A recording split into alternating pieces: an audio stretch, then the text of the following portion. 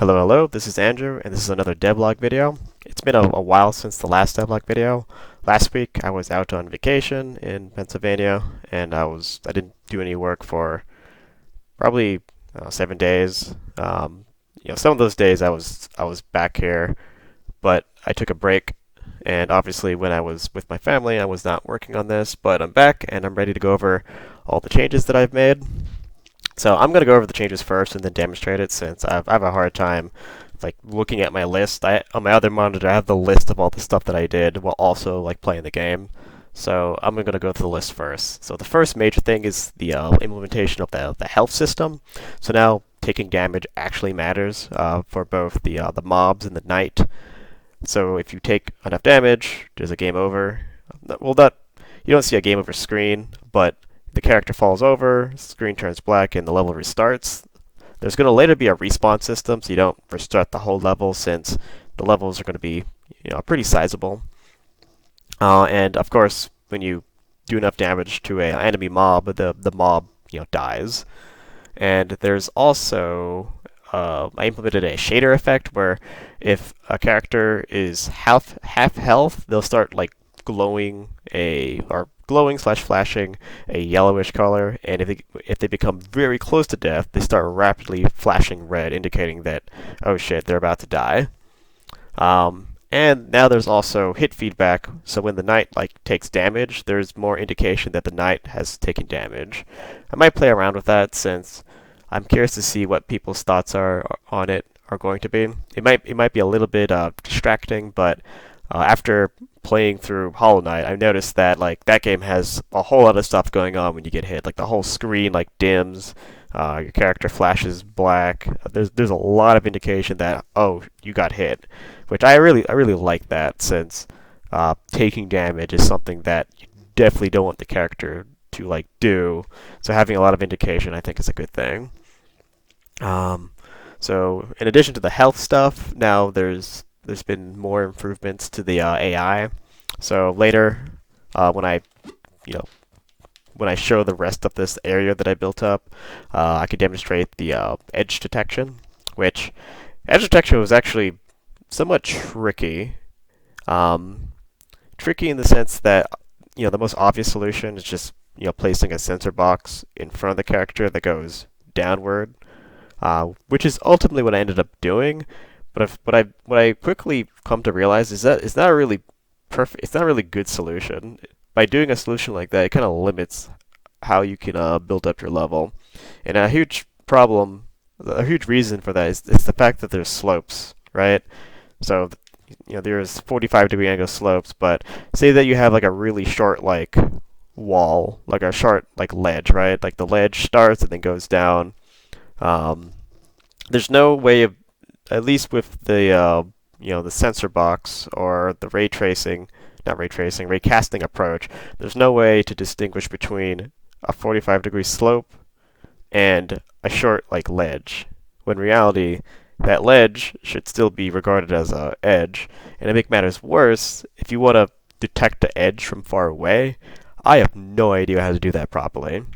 And I've noticed, at least when I play games like Hollow Knight, I feel as though this is a hard problem for everyone to the point where most people they build their levels around it.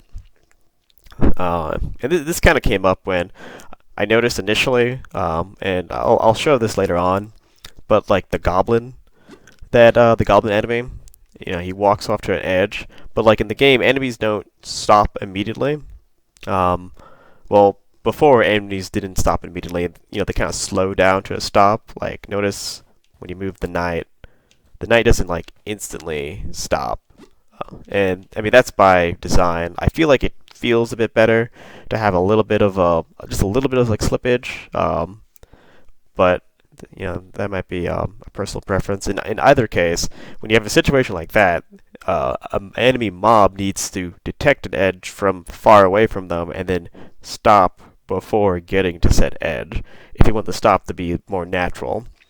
What I ended up doing was just have the enemy mob just instant stop, which is the easiest thing to do, because doing it otherwise is very difficult to accomplish. But yeah, I ended up opting for the simpler like solution.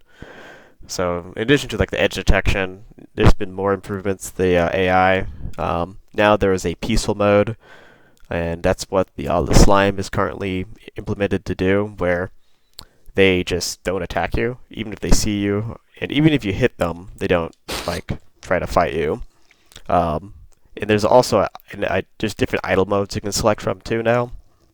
I mean, well, there's really just two, but I'm planning to add other idle modes where there's a chill mode where the enemy just kind of stands there like the goblin, and then the slimes they're using the roam mode where they kind of just walk back and forth, and if they hit either a ledge or a wall, they'll just do a 180 and go back the other direction. So those are all the updates. There is still something else I want to talk about. My plan is for the future. But first, I'm just gonna show everything. Alright, so I'm gonna show the deaths. So, that's what happens when you get hit. Looking really bad. And notice how, like, the color of the character the flashing color starts changing. And that's what happens when you die.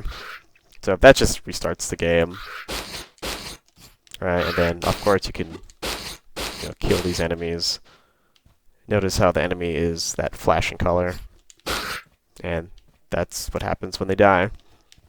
Unfortunately, with the assets that I have, I don't have death animations for everything, so I might have to figure out other ways of having enemies die.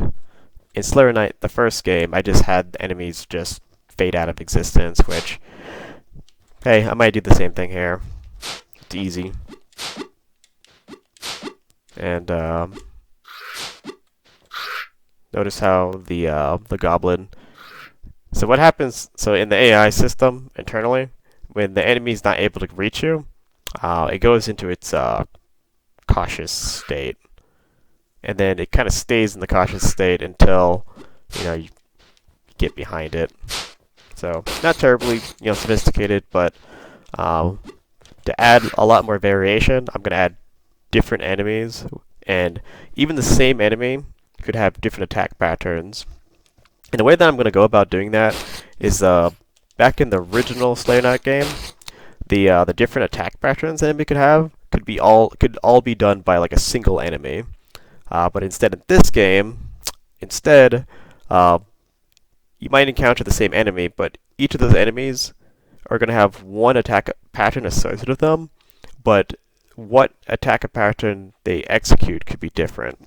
So I'm not sure if I described that properly. At some point, I'm going to have more stuff so I can actually demonstrate what I'm trying to refer to. But that's basically the full demonstration. I don't think I missed anything. But the second thing I wanted to kind of go over is my future plan. So I have a goal that by the first week of September, and the reason why first week is important is that I have a what's it called, a game dev meetup where I could actually go and have people like test the game like live. My goal is to build up another combat demo. In fact, I'm just gonna redo this entire combat demo that I have going on, and have at least 3 different enemies, and a bit of the platforming, a bit of the level design, all mixed in, and have people test it. So it's still not going to have all the gameplay elements. Like I mentioned earlier, there's something called the encounter system, and the way that's going to work is that when the knight enters an encounter, and the encounter is basically, think of like an invisible like boundary. When the knight enters it, enemies will spawn, and the knight will have to defeat the enemies in order to open the door. And there might be multiple doors, but the way it's going to work is enemies are going to be associated with doors, and then if you want to open the door, you must defeat the enemies. And this all gets triggered in a counter. And the nice thing about this system is that I can have all the other encounters disabled, so the enemy's code isn't running, and only enemies that's associated with the counter that you're in will activate.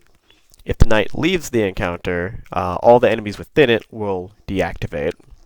So that implies that if you don't kill all the enemies will always return if you run away and come back.